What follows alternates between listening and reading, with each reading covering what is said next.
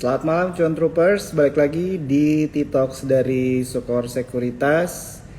Di kesempatan malam hari ini kita mengundang Olive Cahyadi ya teman-teman ya untuk diskusi mengenai bagaimana cara kita mengamankan portfolio di tahun politik. Nah pasti tentunya teman-teman banyak pertanyaan mengenai bagaimana cara melakukan investasi atau trading yang tepat ya di musim politik karena memang untuk Indonesia ya itu bulan depan ya teman-teman ya udah pemilu begitu, jadi tentunya ini akan menjadi diskusi yang bisa membantu atau membuka lah ya insight-insight penting buat kita semua. Halo, selamat malam juga ya buat teman-teman. Mungkin boleh nih sambil kita nunggu Olive-nya untuk join, teman-teman boleh nih absen ya nontonnya dari mana begitu kan, mungkin masih ada yang di jalan pulang dari kantor atau mungkin ada yang di rumah ya, karena malam hari ini aku juga mau bagi-bagi buku Art of Investing ya. Teman-teman pasti udah lihat di Instagram Sukor Sekuritas ada buku Art of Investing. Jadi Art of Investing ini bukunya mengenai perjalanan ya dan juga insight-insight dari influencer-influencer pasar modal di Indonesia. Nah, ini ada yang bilang hadir dari Dita, halo ya, ada yang dari Bogor juga nonton ya. Jadi malam hari ini aku berharapnya teman-teman untuk boleh interaktif ya. Kalau misalnya ada pertanyaan mengenai saham yang kalian pegang atau mungkin ada saham yang kalian tertarik nih tapi pengen lihat insight-nya dulu, nanya-nanya sama Ci Olive, boleh banget ya. Oke, buat teman-teman juga mungkin yang nonton dan belum punya akun RDN bisa buka di e-form sukorsekuritas.com ya. Kalau kalian belum punya akun RDN bisa buka di e-form.sukorsekuritas.com.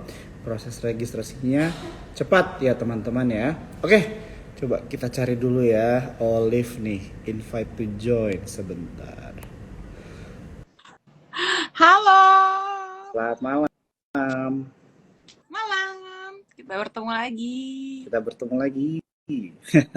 Ya, selamat tahun baru ya. Kita belum Oh ketemu ya, kan tahun selamat baru tahun kan? baru Selamat tahun guys. baru Selamat ya. tahun baru Jo. Ya, jadi buat teman-teman Cuan Troopers mungkin yang udah sering nonton TikToks dari Sukor Sekuritas udah tahu lah ya Olive siapa. Tapi buat teman-teman nih yang belum kenal, Olive itu adalah investment content creator ya. Jadi mungkin nggak cuma hanya membahas mengenai investasi, tapi dari financial planning bahkan sampai insurance dia suka banget bahas ya teman-teman ya.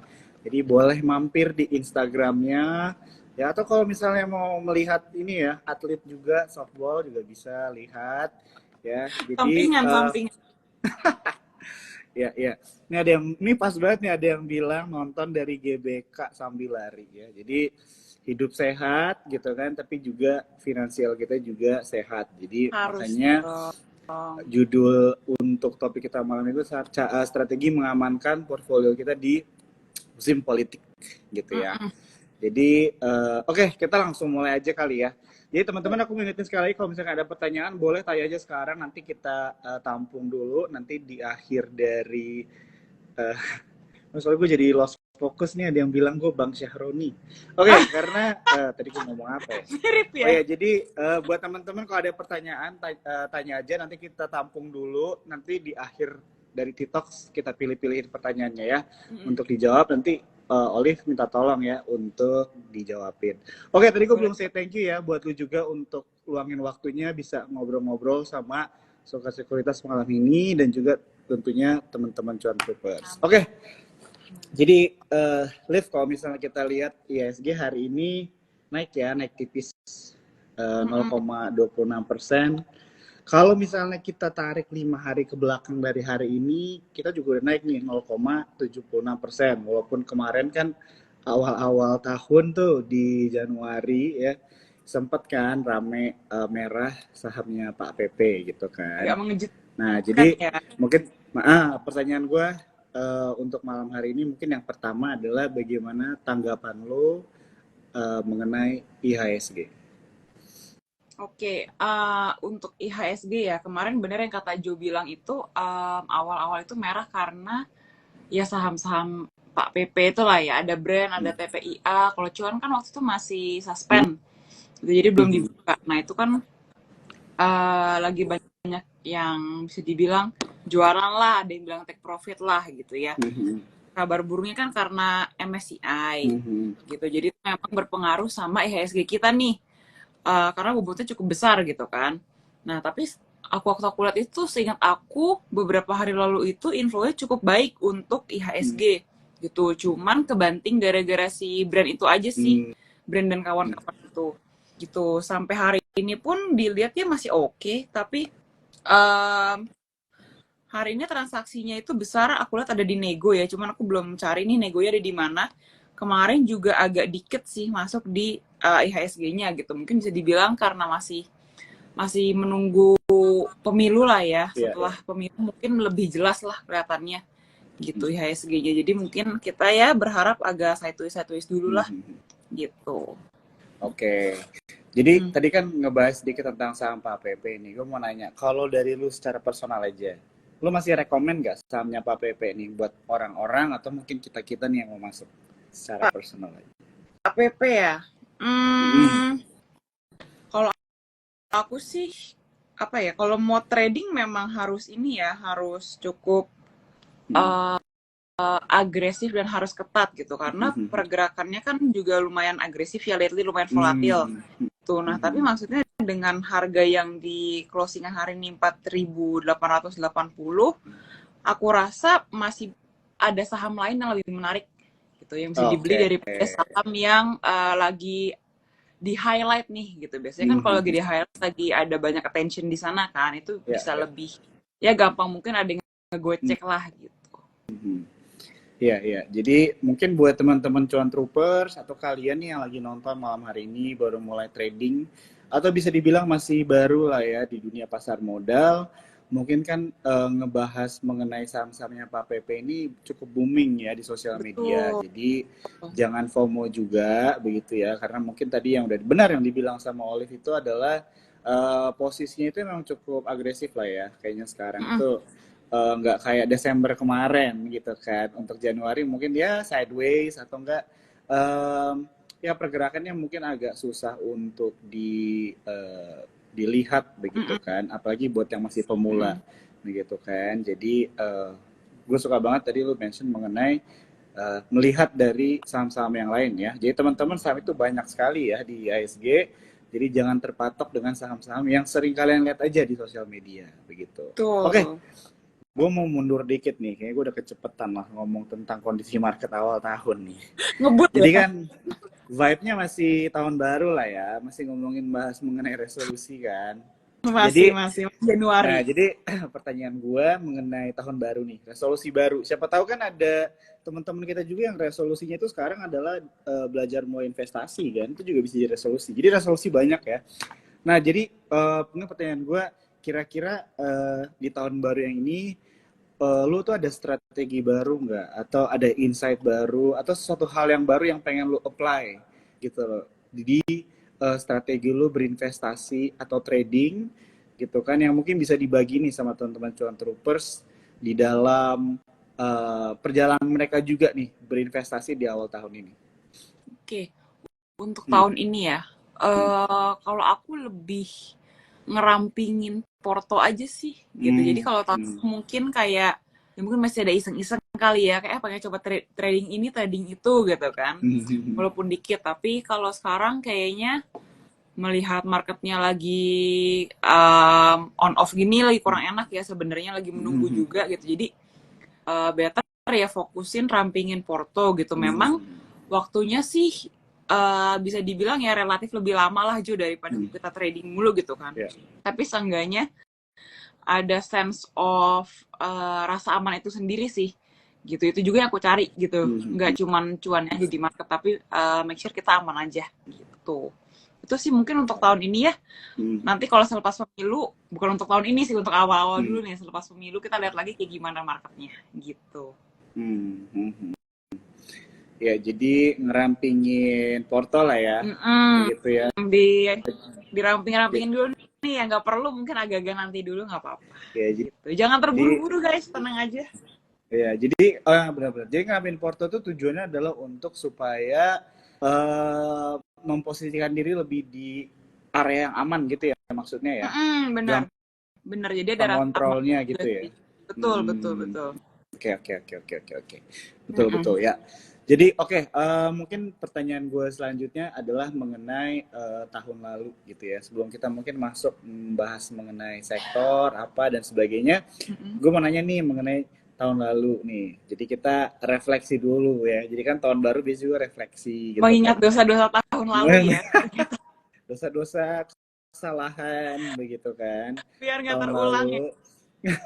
Ya kira-kira ada pelajaran-pelajaran apa nih yang lu dapet di pasar modal gitu kan, yang bisa di-share juga nih buat kita semua yang nonton malam hari ini untuk di awal tahun kan, karena sejujurnya ya kalau bisa dibilang tahun lalu tuh cukup cukup rough juga Mm-mm. gitu kan buat pasar modal, ya nggak sih? Parah.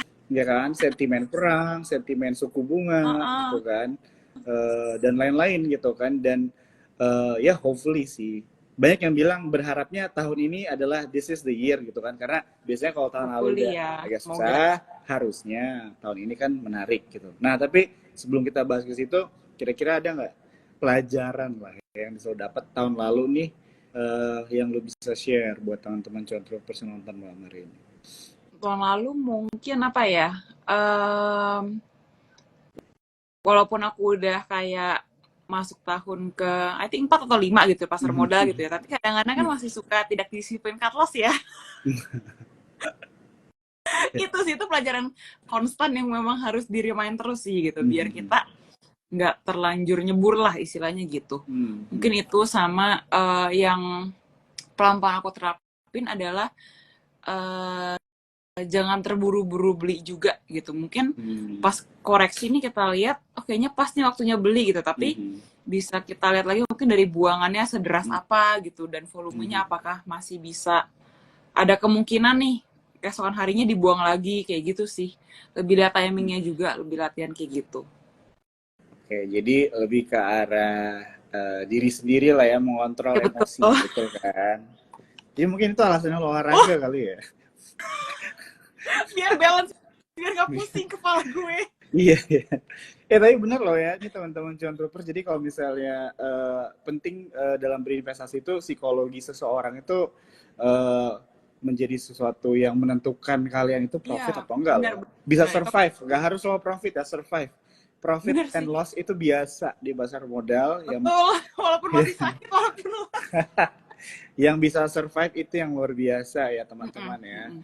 Jadi wah itu bagus banget ya. Jadi buat teman-teman mungkin ini bisa jadi pelajaran buat kita untuk di tahun ini untuk lebih apa ya, lebih mengikuti trading plan kali ya, Liv ya. Jadi kan harus bisa disiplin ya, disiplin. Wah ini penting sih disiplin. Oke, tapi gue penasaran deh, lu tuh sebenarnya investor, lu tuh swing trade atau lu scalping sih, sebenarnya lu lebih ke arah mana sih kalau misalnya untuk investasi saham? Oke, kalau scalping sih enggak ya, karena balik lagi ke kegiatan sehari-hari juga gitu Ya. ya. Takutnya malah nggak maksimal gitu kan. Jadi aku lebih ke swing trade sih gitu. Jadi memang momentumnya tuh lebih panjang, waktu hold aku lebih panjang gitu. Oke, oke. Jadi Kalau yang pendek daripada kayak aku terlalu memaksakan kehendak aku dan ego aku gitu, tapi berujung tidak maksimal kan sayang gitu. Jadi ya, better ya. ya kayak tadi aku bilang juga sih, lagi rampingin dulu nih, kita pilih-pilih deh. Maksudnya kalau mau trading pun uh, ya yang memang kita beneran oh boleh deh trading di sini gitu. Jadi nggak misalnya mungkin ada beberapa rekomendasi banyak gitu kan. Kalau rekomendasi kan emang keluar terus terus kan. Nah itu kan sebenarnya nggak harus semua diikutin. Jadi balik lagi pilih-pilih ke kitanya sih gitu. Ya, ya, ya. Jadi ini mungkin bisa dibilang reminder nih buat teman-teman. Jadi memang setiap orang itu punya style yang berbeda-beda, jadi harus disesuaikan juga ya. Mm-mm. Tapi yang namanya disiplin itu applicable buat semua style dari investasi ya teman-teman ya. Mau kalian scalping, mau kalian swing, bahkan sampai untuk long term investing juga tetap ada disiplinnya ya teman-teman ya. Kan kita harus baca laporan keuangannya dan sebagainya, harus melihat sentimen juga begitu kan. Oke, Betul. oke. Jadi thank you ya buat Olive untuk ngejawab nih pertanyaannya so Iya. far. Jadi aku mau ingetin buat teman-teman yang nonton malam hari ini IG live-nya akan di-save ya. Jadi ada rekamannya Jadi buat kalian mungkin yang baru datang nih di pertengahan atau belum sempat nonton di awal pembukaan, jangan khawatir, kalian bisa nonton di Instagramnya Sukor Sekuritas. Ya, dan aku malam hari ini, oh hampir kelupaan nih ngomong. Aku mau bagi-bagi buku nih, ya. Aku mau bagi-bagi buku Art of Investing buat teman-teman cuan troopers yang nonton malam hari ini. Ya, aku mau bagi buat 2 orang, ya, buat 2 orang yang nonton. Syaratnya gampang banget. Kalian cuma tinggal screenshot dari TikTok malam hari ini, ya, dan jangan lupa tag Sukor Sekuritas Instagramnya untuk bisa dicek ya teman-teman ya, di tag Sukor Sekuritas dan juga tag Instagramnya dari Olive ya, dan bikin caption di dalam story kalian apa yang kalian dapat nih dari Olive bilang malam hari ini, entah mungkin dari advice-nya atau insight-nya, pengalamannya, apapun lah ya. Nanti kita pilih 2 pemenang ya, dan kita akan kirim buku Art of Investing. Siapa tahu ada yang baru nih resolusinya untuk mulai lebih banyak baca buku kan, jadi ya pasti useful banget. Oke, mungkin kita ngomongin mengenai sentimen kali ya. Kita mulai ngobrol mengenai market. Kan berita banyak banget nih, gitu kan. Yes. Menurut lo sentimen apa nih yang terjadi di pasar modal yang cuan troopers perlu perhatikan juga? Yang lo juga mungkin ngelihat gitu, yang penting lah untuk diperhatikan. Oke, kalau ngomongin berita sekarang kan memang lagi rame yang perang itulah ya, masih seputar perang-perang itu kan. Terus kalau perang biasanya kan akan ngefek ke harga komoditas lagi lah, balik lagi ke situ gitu kan. Cuman kita so far sih kayaknya belum seheboh waktu 2022 ya gitu. Itu terakhir update kan yang Laut Merah kalau nggak salah ya, yang jadi untuk kapalnya harus agak muter nih gitu, agak muter untuk perjalanannya, makanya bisa naikin cost gitu. Jadi mungkin bisa dilirik sektor-sektor komoditas dan energi juga sih gitu untuk dari global. Tapi kalau dari pemilu, dari Indonesia sendiri gitu ya, kalau pemilu biasanya lebih karena kita masih wait and see ya, mungkin lebih ke defensif lah, defensif kayak banking atau consumer gitu. Memang sounds boring sih sektor-sektor ini gitu ya, maksudnya pilihan sahamnya itu aja gitu. Tapi karena sampai sekarang kita masih nunggu hasil pemilu seperti apa, presidennya gimana gitu kan ke depannya, ya kayak mau nggak mau lah istilahnya gitu, kita harus deal with it juga gitu. Nanti akan ada waktunya lagi mungkin setelah pemilu kita bisa trading lagi nih untuk lebih agresif kayak gitu. Oke, jadi kalau misal dari globalnya memang perang ya pasti menjadi salah satu highlight begitu kan, karena dari perang ini tentunya ada dampak gitu kan dengan pangan, dari komoditas dan sebagainya. Betul. Juga begitu ya. Jadi mungkin sebenarnya perang tuh yang terjadi teman-teman mungkin gak cuma satu ya. Aku juga sempat ngelihat ngepost mungkin perang yang tidak ditunjukkan di sosial media itu bukan berarti udah nggak terjadi lagi, itu masih tetap terjadi gitu kan. Jadi mungkin ini bisa menjadi salah satu apa ya perhatian juga buat kita gitu ya mengenai apa yang terjadi di luar sana. Nah, tapi yang sentimen paling menarik adalah mengenai pemilu nih, ya kan? Kalau misalnya di Indonesia, karena bulan depan ya, bulan depan. Iya, less than a month sih, tanggal 14 Februari ya. Aduh, pas Valentine banget nih kita nyoblos. Iya bener ya. Wah, jadi seenggaknya yang jomblo ada kegiatan lah ya gitu, bisa cutting promo-promo nih, promo-promo pemilu kan banyak biasanya. Nggak harus yang jomblo, yang pacaran juga yang jomblo, bisa, ya? Bisa, yang pacaran juga bisa ini bareng, ya? TPU bareng, nyoblos bareng. Iya, iya. Ya, jadi bentar. Oke, ya. Ya. Jadi tapi yang gue dengar katanya pemilu itu di tahun ini rame karena cuma nggak di Indonesia doang gitu. Bener nggak ya? Jadi di Amerika Serikat juga kalau nggak salah pemilu kan tahun ini. Iya, seingat aku juga barengan kalau nggak salah waktunya. Tahunnya, sorry. Tahunnya barengan. Tahunnya bareng, dan kalau nggak salah pilkada juga bareng di tahun ini gitu kan. Jadi memang ada iya. Jadi kan, lagi rame banget memang, pokoknya. Jadi lagi rame banget gitu kan. Jadi di dunia ini bisa dibilang ya apa ya, bisa dibilang pemimpin dari pemimpin negara ini akan dipilih di tahun ini, dan tentu itu akan ada dampaknya juga lah ya ke pasar modal begitu kan, ke perusahaan, ke hukum-hukum dari ya semuanya lah, ekonomi begitu kan. Nah, Mm-mm. kalau lu sendiri gimana nih menyikapi mengenai musim politik di Indonesia aja nih sekarang? Lu ada tanggapan nggak? Kira-kira dampaknya itu akan sehebat apa ke pasar modal? Atau mungkin nggak ada korelasinya sendiri nih? Kalau tanggapan lu aja gimana nih? Opini lu, Liv. Boleh di-share. Oke, kalau aku ingat yang pas tahun-tahun Pak Jokowi lah gitu, pas pemilu Mhm. itu kan memang dia sudah state Hmm. um, visinya untuk infrastruktur kan. Dan Ya, seingat ya. aku pada masa-masa Pak Jokowi itu dia memang kandidat yang terkuat lah gitu. Jadi Hmm. memang pasar modal sendiri sudah punya keyakinan nih, oh pasti infrastruktur gitu. Mhm. Nah, tapi the problem is menurut aku yang sekarang itu ketiganya ini opini pribadi ya. Ya. Maksudnya tidak ada yang seperti Pak Jokowi lah gitu. Maksudnya yang state-nya Mhm. langsung langsung bisa bold ya, cukup bold untuk men-state, oh saya akan infrastruktur. Dan Ya, ya. dari kalau kita melihat sosoknya pun mungkin kita masih mencari juga ya mana sih yang bisa kuat Pak Jokowi yang bisa memunculkan keyakinan untuk pasar modal itu sendiri nih Mhm. gitu. Jadi kalau dilihat dari pergerakan harganya, infonya pun kita sebenarnya masih kayak Mhm. menerka-nerka juga sih menurut aku gitu, karena belum ada sesuatu yang bold lah dari ketiga pasangan tersebut gitu sih untuk pemilu gitu. Tadi Hmm. aku juga mau nambahin yang lagi rame ini mungkin hari ini ya, fresh banget berita yang pajak itu loh, pajak hiburan Jo.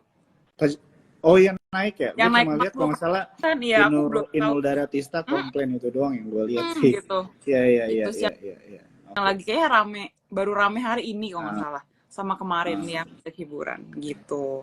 oke. Ini ada Arvin Honami, mantap nih insight-nya. Halo bro, ini salah satu influencer kita juga. Kayaknya gue hari Jumat deh ngobrol TikTok sama Arvin Honami deh. Oke, Oh itu harus tuh, harus nonton tuh. harus banget.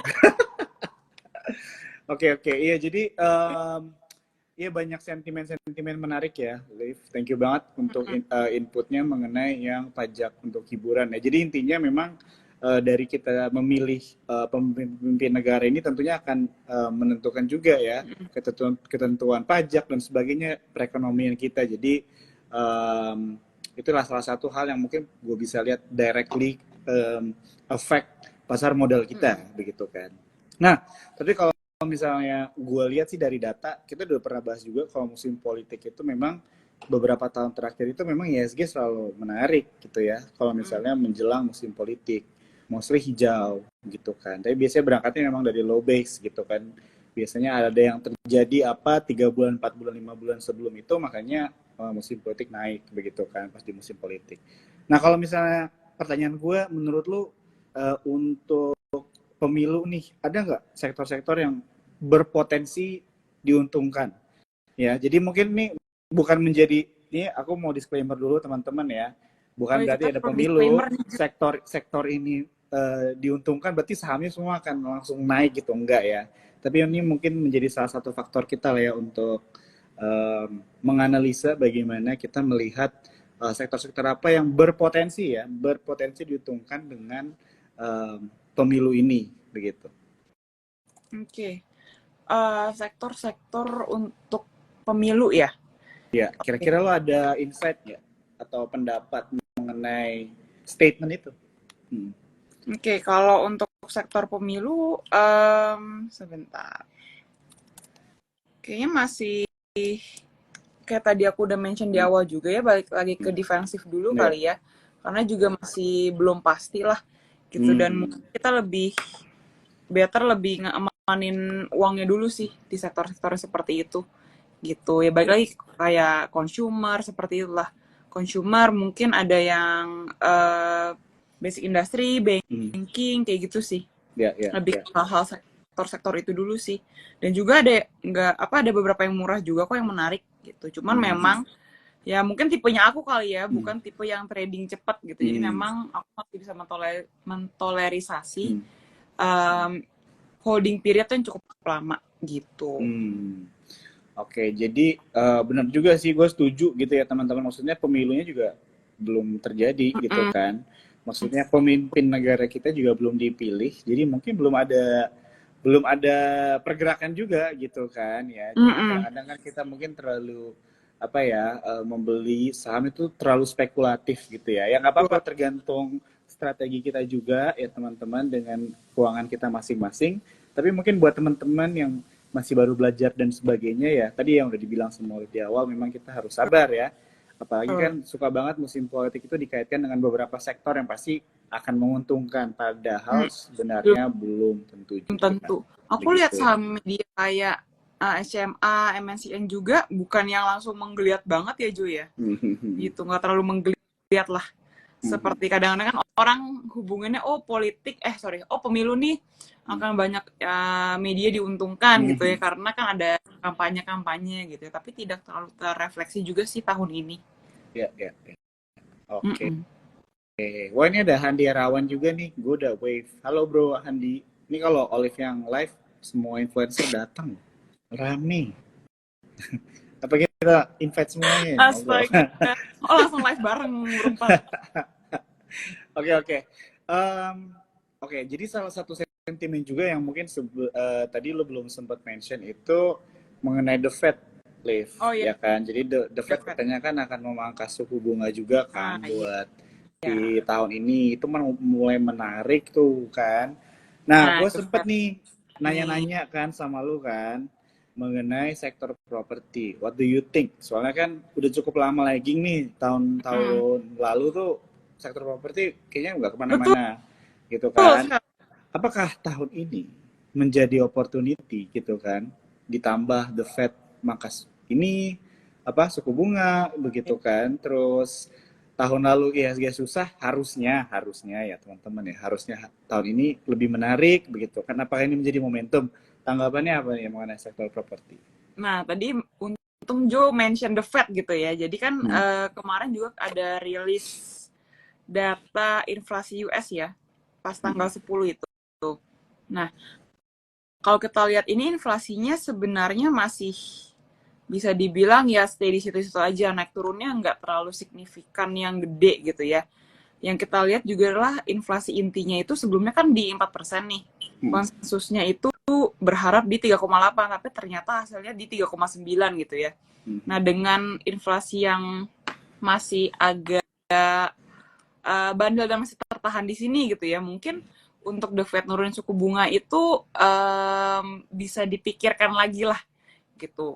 Sepertinya tidak akan dalam waktu dekat gitu. Kemarin aku baca-baca juga sebenarnya mereka sendiri pun terpecah nih. Ada yang masih pro akan ngekip suku bunga, tapi ada juga yang kayak nanti suku bunga akan turun kok gitu. Jadi dari komentarnya pun masih terbelah seperti itu gitu. Tapi kalau dilihat dari data angka yang masih relatif tinggi ya, belum menuju 2% banget gitu, karena kan targetnya masih di 2% ya The Fed inflasinya gitu. Jadi dengan angka seperti ini kita bisa expect suku bunga untuk tidak kemana-mana dulu sih gitu. Mungkin tadi aku sempat baca ada yang forecast juga, aku lupa siapa, mungkin menurut dia perkiraannya adalah di semester 2 tahun ini. Tapi kita kan lihat lagi ya berkala datanya bulan ke bulan seperti apa gitu. Kalau rate ini kan nanti ya berpengaruh, salah satunya sentimen si properti inilah Ya, ya, ya, gitu. ya.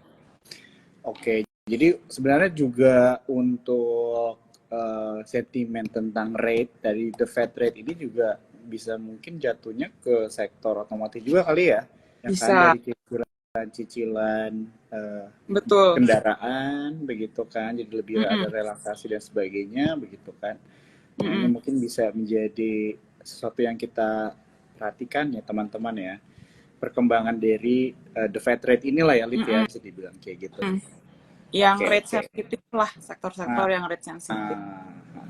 oke, buat teman-teman, aku mau ingetin, jadi nanti akan ada Q&A session buat teman-teman yang mau nanya-nanya mengenai saham-saham dan mungkin butuh insight tambahan dari Olive. Boleh banget ya, Olive ya. Boleh, boleh, Nanti dibantu boleh. aja, mungkin terserah mau secara teknikal atau secara dari sentimennya gimana. Eh, dan aku mau ingetin teman-teman, ini akan ada 2 buku Art of Investing dibagi ya. Jadi buat kalian yang mau, jangan lupa untuk screenshot, tag Sukor Sekuritas, tag Olive, dan bikin caption atau enggak quotes ya di story kalian. Ada PR-PR-nya ya, biar dapat Ada buku ya. dong, pengen banget gratisan. Nggak dong gratis sih, sebenarnya. Cuma kan supaya ada Cuma ngepost value-nya doang kan. kok gitu Supaya ya. ada value-nya. Oke, itu ada yang nanya tuh auto dan BCN. Oke, nanti kita tampung ya teman-teman ya. Pasti kita ini. Ini buat teman-teman influencer yang datang, mungkin kalau mau ngechat kasih insight juga boleh ya. Jangan cuma gangguin Olive doang ya nggak sih? Ya kan? Oke, oke, oke. Aku dibela sama aja. Oke, kalau gue mau nanya deh, mungkin sebelum kita ke Q&A, gue mau nanya kalau misalnya dari lu sendiri di tahun ini ada ekspektasi nggak kira-kira dari sektoral dulu yang akan memberikan profit gitu atau cuan? Sektoral ya. Hmm. Strategi Kalau lu kita gimana nih? Strategi lu istilahnya kalau mau lihat dari angle sektor aja dulu, lu prefer kemana? Oke. Kalau kita tadi ngomongin The Fed, terus ada rate cut segala macem gitu, kita udah bisa mungkin lirik-lirik yang berhubungan sama rate ya. Salah satunya kan properti. Sebenarnya properti ini udah dari tahun lalu lah aku omongin gitu. Cuman kan ya balik lagi kayak tadi kita bilang kan, ternyata inflasi masih cukup ketahan di situ. Jadi untuk rate-nya masih di atas lah gitu. Tapi menurut aku once rate itu dipangkas itu masuknya ke sektor konsumsi juga sih. Untuk konsumsi retail mungkin bisa dilihat gitu ya. Tapi nah kayak tadi nih takutnya kebantah, premisnya kebantah karena ada kenaikan pajak itu gitu. Jadi sebenarnya kalau rate cut itu kan istilahnya kita bisa menggelontorin uang ke ekonomi kan, ekonomi akan jalan lagi gitu. Tapi kalau tiba-tiba ada wacana pajak naik lagi, itu kan sebenarnya akan ngerem lagi nih ekonomi kita gitu. Jadi sebenarnya untuk retail ya, menurut aku retail juga oke, retail konsumsi kebutuhan sehari-hari lah kayak gitu. Oke. Ya, jadi udah di-share ya teman-teman ya, kalau misalnya secara sektoral dari pendapatnya Olive apa aja yang menarik, atau mungkin bisa dibilang juga dengan situasi atau kondisi market sekarang, mungkin ini adalah sektor-sektor pilihan lah ya yang cocok untuk strategi dan strateginya Olive begitu ya teman-teman ya, tapi mungkin bisa dijadikan pelajaran juga atau insight tambahan lah bagaimana kalian menentukan arah investasi kalian juga. Oke, mungkin kita coba lompat-lompat kali ya, Liv ya, di Q&A ini kita ambil pertanyaan-pertanyaan dari teman-teman kita malam hari ini. Oke, ada pertanyaan dari Dita, katanya malam mau tanya saham MTech apakah masih oke? Oh, MTech. Aku udah lama nggak ngeliat si MTech nih. Hari ini naik sih, hampir 1% ya kalau dilihat.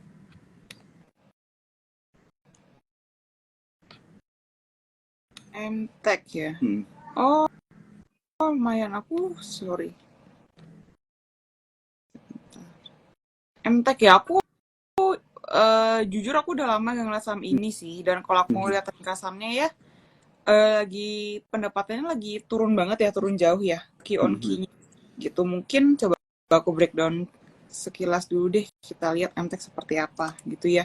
Cuman kalau kita lihat dari teknikalnya kan emang masih saya tulis aja sih, belum tahu akan dibawa kemana gitu ya. Dari flow-nya juga belum terlihat ada yang menarik sih dari MTech gitu. Karena masih ya di situ-situ aja. Flow-nya juga belum kelihatan ada yang menarik gitu sih untuk MTech. Oke. Jadi untuk MTech kalau misalnya dilihat secara teknikal memang masih sideways ya, masih di situ aja ya. Ya.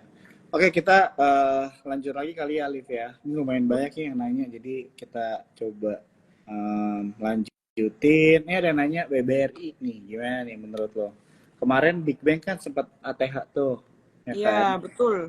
Apakah BBRI kalau secara teknikal itu sudah menarik gitu kan? Kalau misalnya ngomongin mengenai fundamental, mungkin kalau Big Bang sih ya udahlah ya, gitu kan. Tapi kalau misalnya secara teknikal, apakah this is the right time atau bukan the right time sih? Lebih ke arah posisinya cukup oke gitu kan untuk masuk BBRI? BBRI definitely not sih kalau untuk beli ya harga segini ya. Gitu kemarin ya. Kemarin pas akhir tahun tuh Oktober November itu kan sudah sangat dikasih murahnya udah cukup baik ya, harga di 4.800 tuh gitu. Nah, posisi-posisi seperti itu sih yang sebenarnya harusnya kita incer gitu, bukan posisi pas naik gini. Tapi kan aku paham juga nih, mungkin ada beberapa teman-teman yang ya masih takut-takut lah Jo gitu Iya, kan, betul, takutnya di betul. harga 4.800 nanti, soalnya seingat aku tuh pas BRI harga 4.800 itu ada wacana nanti nanti ke 4.400, nanti ke 4.000 gitu. Jadi memang ada fear-fear seperti itu. Dan kalau teman-teman mungkin yang kayak ketakutan gitu ya, BRI akan seperti mungkin akan harganya terjun bebas gitu ya. Aku tidak menyalahkan juga gitu. Mungkin kalian ada yang baru gitu, makanya masih kayak ketakutan lah, ada ketakutan itu gitu. Tapi untuk Big Banks ya harga 4.800 BRI itu udah murah banget kemarin gitu. Kalau sekarang definitely not the right time to buy sih gitu. Better cari yang lain dulu aja. Banking mungkin nantilah selepas Q2 kita lihat lagi gitu. Biasanya setelah bagi-bagi dividen kan udah mulai agak-agak entah sideways, entah koreksi kayak gitu.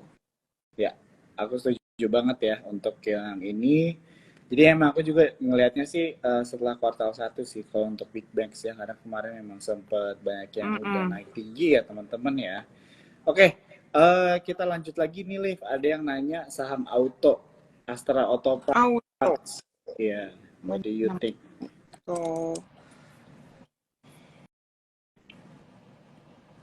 Auto ya.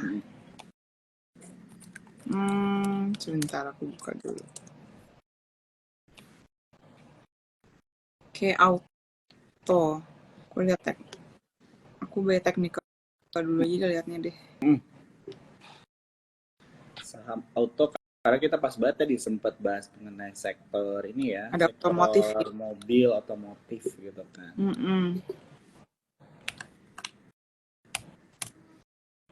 Oke, auto lagi ketahan ya di resistennya ya gitu. Menurut aku sih agak koreksi dikit lah, mungkin di sekitar 24 gitu. Kalau boleh nawar 24 ya, tapi kalau udah di bawah 23 lepas aja dulu gitu. Oke, jadi lagi posisinya ketahan di resistensinya ya. Lagi ada di resistennya juga gitu. Okay. Jadi lagi ngetes nih kalau dia bisa nembus yang upper trend line-nya juga, I think it's pretty good lah, boleh dilihat si auto ini gitu. Cuman kalau untuk sekarang kayaknya coba kita lihat beberapa hari ke depan dulu deh kayak gimana gitu. Oke. Siap, thank you banget Liv udah dijawab untuk yang auto. Oke, mungkin kita langsung pivot nih ke farmasi nih. Kalbe gimana nih menurut lo? What do you think? KLBF. Kemarin kayak farmasi sempat itu deh, sempat rame ya. Gara-gara COVID. Sempat main juga. Sih waktu itu. Oh nggak salah ya. Nggak tahu juga sih. Iya, gara-gara ada fear gitu, tapi nggak tahu deh. Ya. Hari ini dia minus 5 hari ke belakang juga minus, 1 bulan ini minus, 6 bulan ke belakang minus. KLB Pharma ya? Wah. KLBF ya? Ya, KLBF. KLBF. Oh.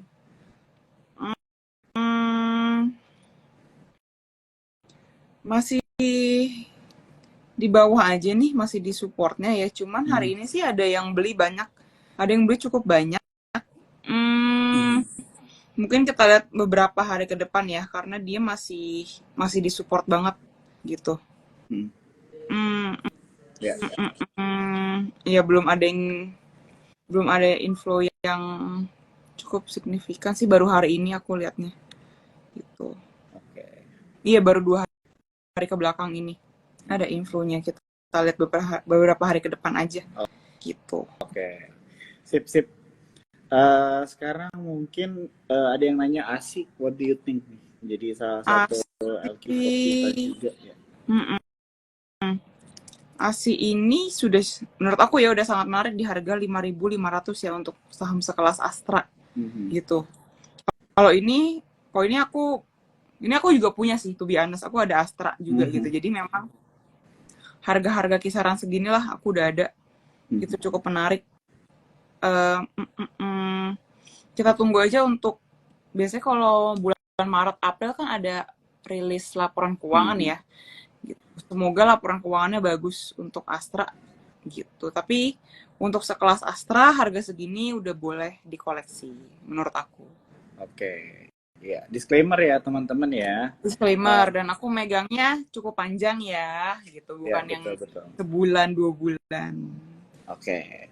Oke, kita lanjut lagi. Ada yang nanya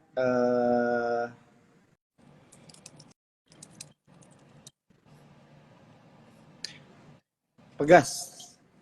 Iya, Pegas. Pegas. Pegas. Hari ini naik 0,87%. Oke. Pegas ya. Hmm.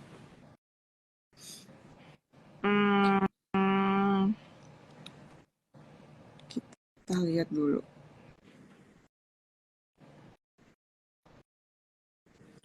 Sekarang 1165 ya.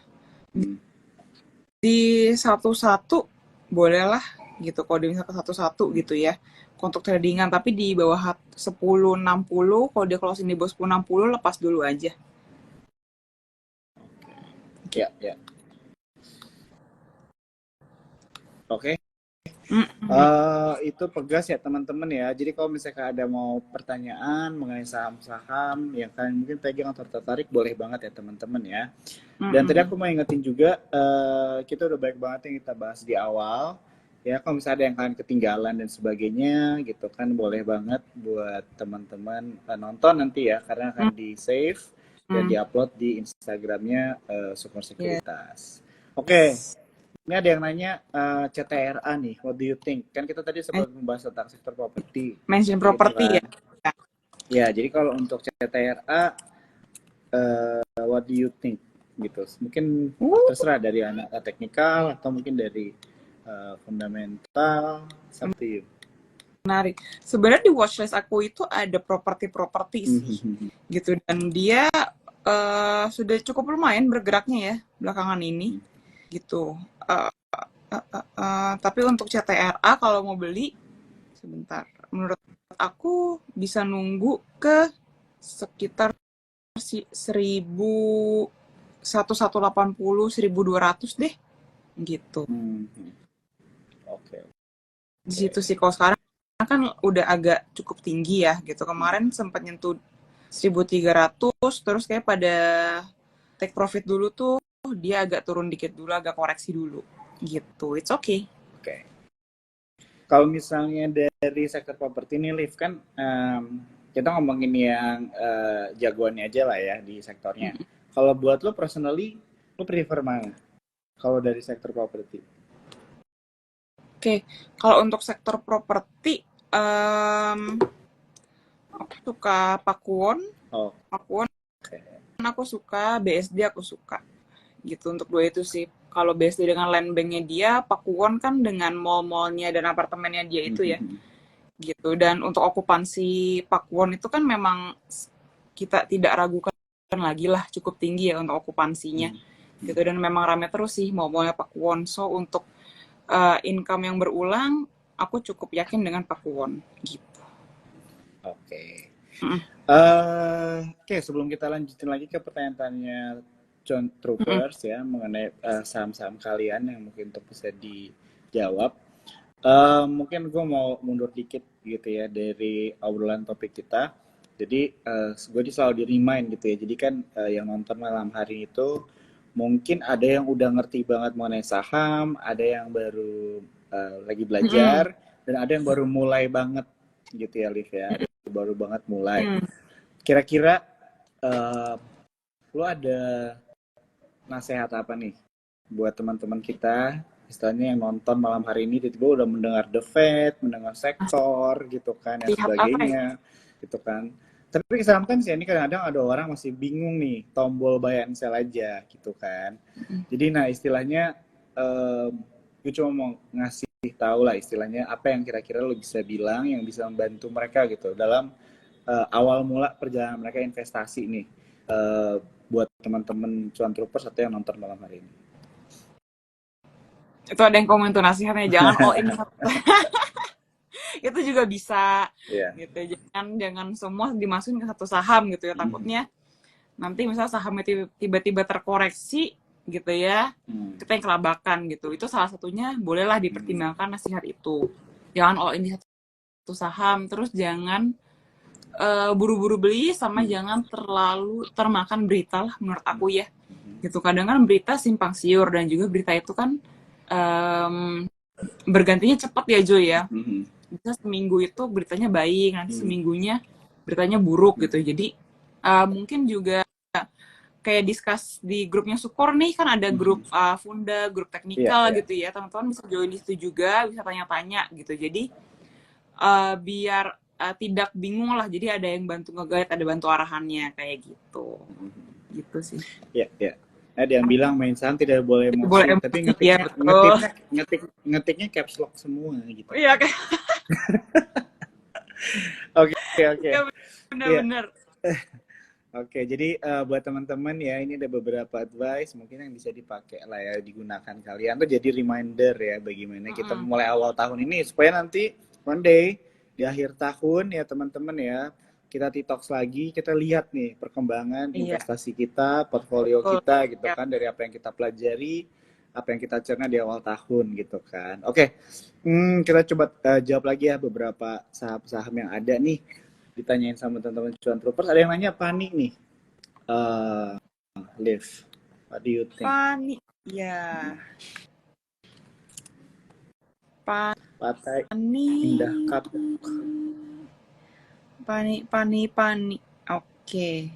Kalau trading asal tidak jebol di bawah 4.300, ya di bawah 4.300 deh.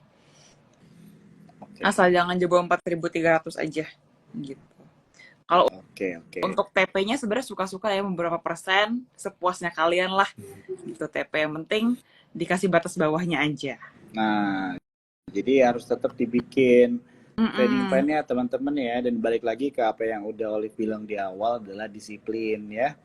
Jadi kalau sesuaikan dengan trading plan kalian, kalau mungkin memang udah take profit, harus berani take profit walaupun sahamnya tetap naik, dan harus berani cut loss gitu ya teman-teman ya. Oke. Ada yang nanya Arto nih. Arto.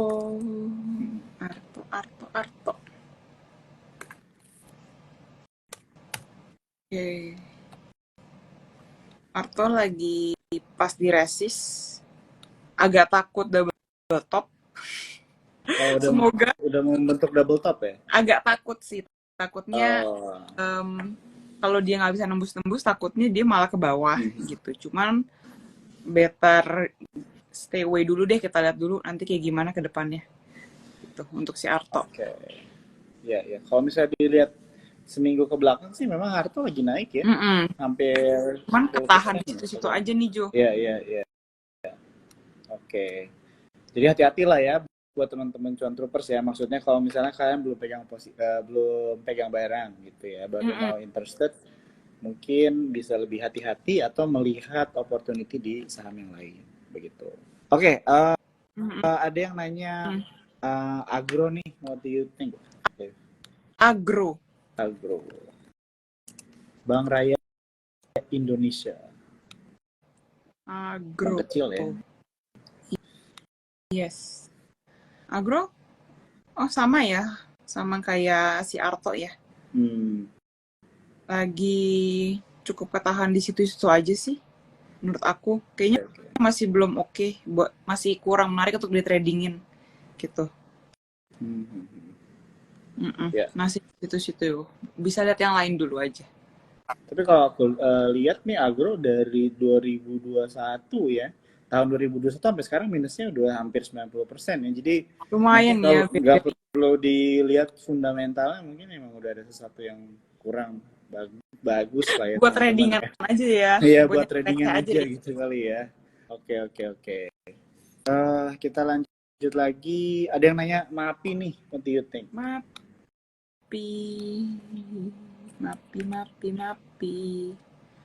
Oh, rejection ya hari ini. Coba tunggu dulu deh, tunggu dia agak turun dulu harganya. Oke. Karena hari ini kan udah kelihatan candle closingnya seperti itu ya, ekornya di atas gitu. Mungkin akan ke bawah dulu. So, kita lihat, coba nanti kalau dia ke 1800 coba pasang alarm aja di harga segitu. Nanti kita lihat ya gimana candlenya di 1800 gitu. Kalau dia nggak nembus ke closing di bawah 1760 sih harusnya masih bisa, masih oke lah ya untuk trading ke atasnya. Oke, mungkin satu atau dua pertanyaan lagi kita coba jawab ya. Boleh. Habis itu kita akan coba tutup malam hari ini. Ada yang nanya BRPT nih, what do you think about BRPT, Liv? BRPT. BRPT.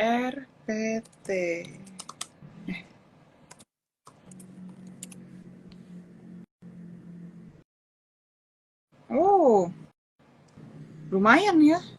Udah terkoreksinya lumayan. Oke. Kalau harga segini ya, coba. Kayak kok buat tradingan dibanding brand, aku mendingan BRPT deh.